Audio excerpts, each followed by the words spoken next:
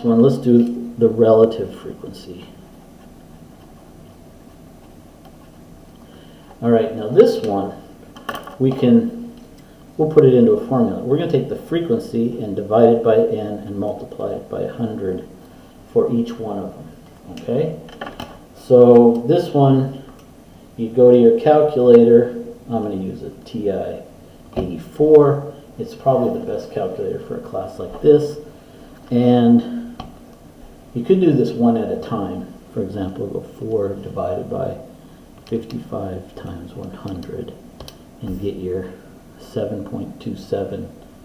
All right, which probably is okay to do it that way. You can also do them as an entire group, but let's do them one at a time. So, because we're going to round these off, let's round them off to 1 decimal place. So we get 7.3%, and then we'll take 12 divided by 55 and get times 100, we get 21.8%. And then we take 16 divided by 55 times 100, and we get 29.1%.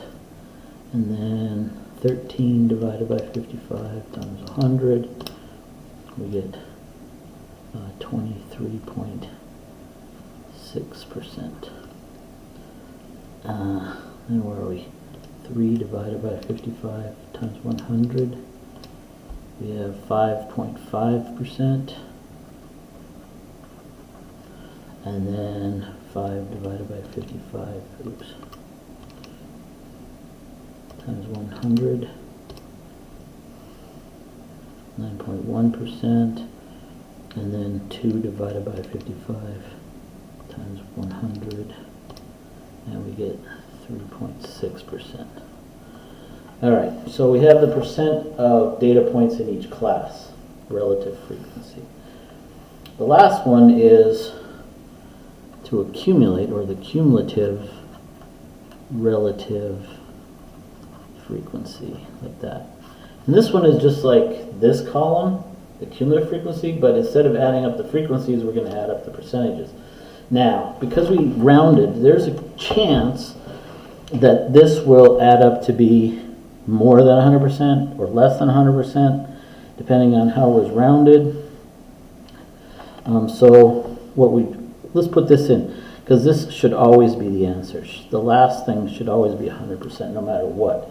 Because the idea is that what's the percent of data between 25 and 73? Everything, 100%.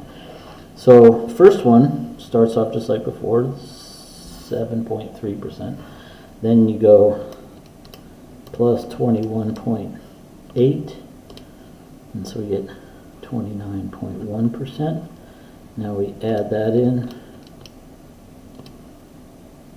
and we get 58.2%. Then we add in, we get 81.8%, 87.3%, 96.4%, and if we add 3.6, turns out it works out to be perfect.